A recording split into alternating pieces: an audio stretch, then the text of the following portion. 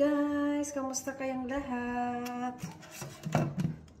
Long time tayo hindi nakagawa ng long video. So today is dahil day off natin. One day lang ating day off kasi work natin is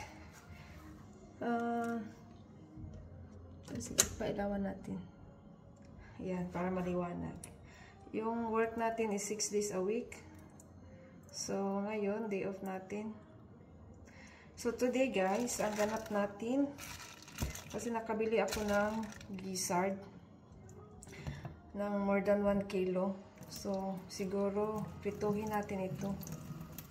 Kasi nakaraan ang recipe na ginawa ko is para siyang adobo. Ito, nabili ko siya sa Turkish shop or Turkish store. Naubo naman ako. Ayan. Malinis na siya, pero nililinis ko pa rin. Malinis na siya, pero ang tinatanggal ko itong fat ng ano. Malinis naman siya, nilinis na ito. Oh, super. Ayan. Super linis na. Tapos ito, laman niya siya. Ayan. Sobrang malinis. Masarap ito guys. Napaka-crunchy. Gusto ko siya. Nainit. Crunchy ito. Crunchy. Tapos request ng aking partner. Hindi siya napili. Ikakain yan siya.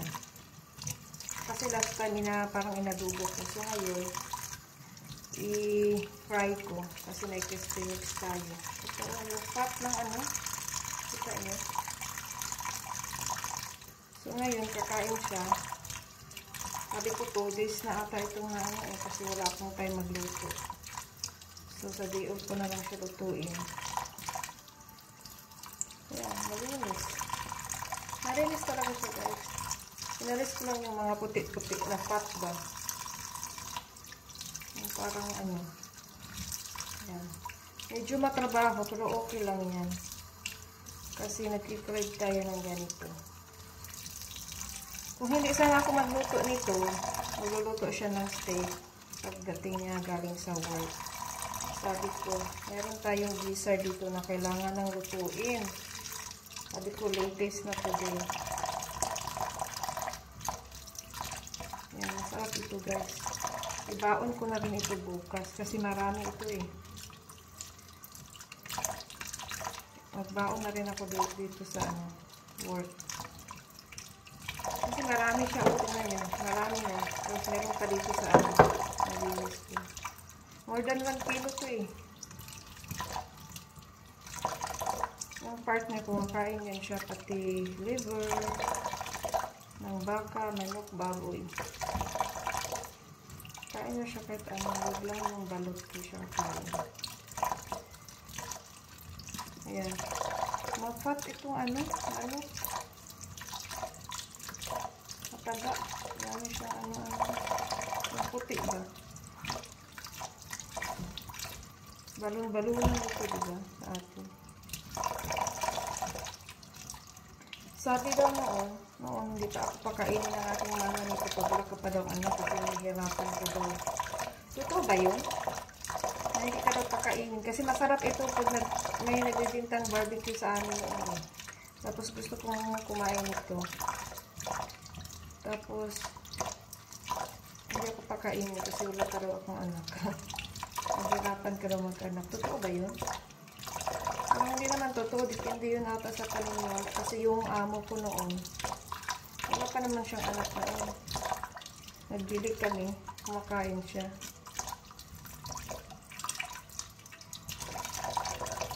Kumakain siya. Yung dalawa naman ang anak niya. Alam mo, nahirapan ba siya o hindi. Depende lang siguro yun.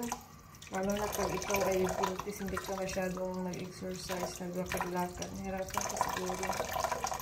Kasi malaki yung ano mo. Ito, sobrang hot. Hot ba ito? Or hindi? Ano ba pala? Ganyan pala yun siya. So, yung white, yun yung ang loob.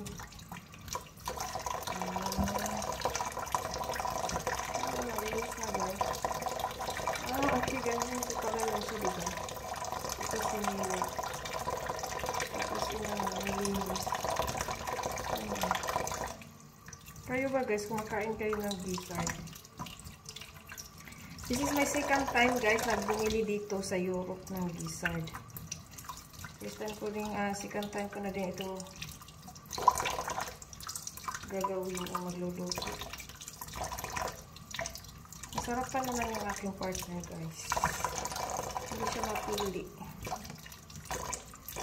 So, kakain niya siya pero hindi maramihan. Ngayon baka kakain siya ng marami kasi ito lang ang ulam namin for dinner. Actually, lunch pa ngayon. So, ano na.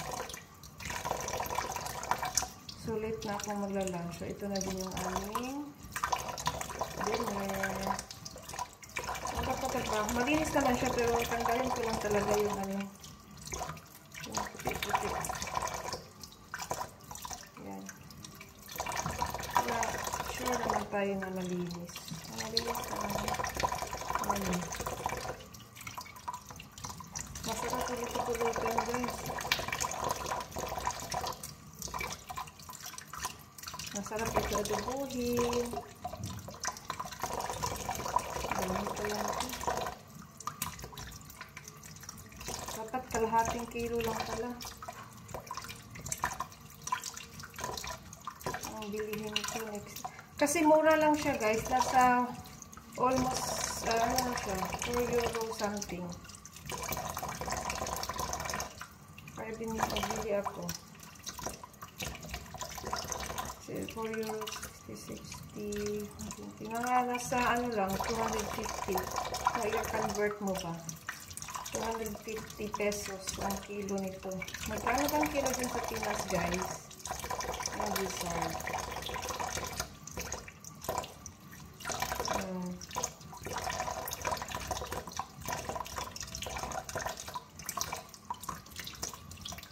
So, guys, tumataba naman yung aking tiyan.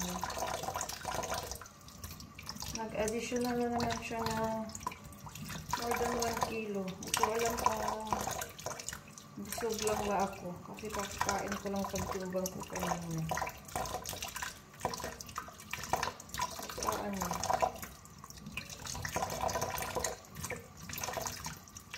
Tumaba ako ng konti. Tumaba ko guys.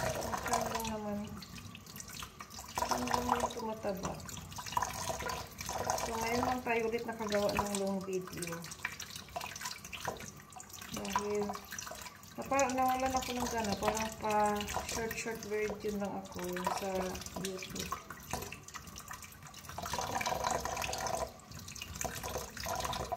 Tapos ngayon gagawa tayo ng ano. Kasi baka ano yung ating YouTube. Kahit walang views, okay lang yan. At least meron kang memories. Matagal na akong di nagsahod guys. 4 years. Simula sa aking pagka-monetize. Last ko nakatanggap ng sahod ko, 100 euro ata yun. $100. Oh, 2021-22 ba yun? February. Yung last ko, tapos hindi na ako nagbablog. Nagbablog ako, hindi ko na sineryoso. Sayang na. Pero nag-umpisa pa ako todo, bahay-bahay. Pero okay naman ako mag-ano. Kasi nawalan lang ako mag-ano ba. Kasi trabaho nga. Pagdating sa bahay, gutom ka na, pagod na. Nagluto ka pa ng pagkain mo. Wala ka na, hindi ka na makablog kasi wala ng energy. Kasi minsan sa work, hindi ako kumakain na wala ng energy. Kaya wala ng energy. Daming fat ang nakuha ko. Ito. Yung fat ng manok. Mura lang kasi sa guys, magbili ng karning manok na fresh. Mura lang ang kilo kaysa mamili ka sa Tapos mayroon silang mga fresh fruits. Galing sa Turkey eh. Galing sa Turkey yung ano, mura. Tapos yung oil nila na sunflower, mas mura doon. Mas mura. Kaysa normal shop dito.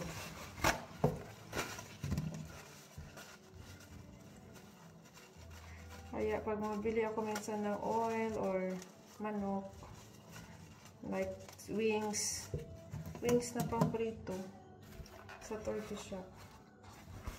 Meron din silang mura na watermelon. Ayan, masarap masyado. 1 euro plus lang yung ano. So, ito na siya guys. Oh, ang dami. Tingnan niyo. Kayo ba guys, anong ibang putahe nito? Pagluto niyo.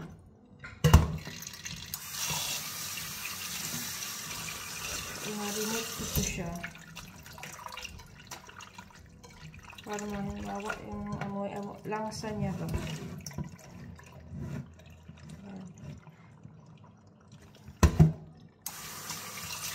Ilagay ko siya sa may strainer. Sana yun? Kabila. Ilagay ko siya dito para mag-drain. Tapos ko mag-drain sa bahay guys. Kaya magluto naman tayo. Para makapag-ligo naman tayo kasi iba ako maligo kasi padalang.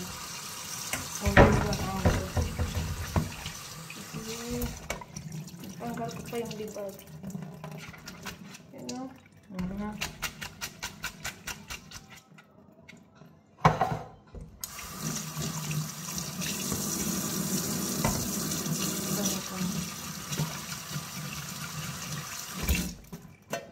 Titignan natin kung masarap ba. First time kong magluto ng ano. Meron silang ano dito. Meron na itong kalamansi, luya, at iba pa, pepper. So, ito ang i-marinate natin. Bago natin palagyan ng pang-coating. So, titingnan natin kung masarap na ito. Sa ano to siya guys? Vietnam. Yan. Ito na. Kompleto na siya. So, lagyan natin yun ng magic sarap. Yan.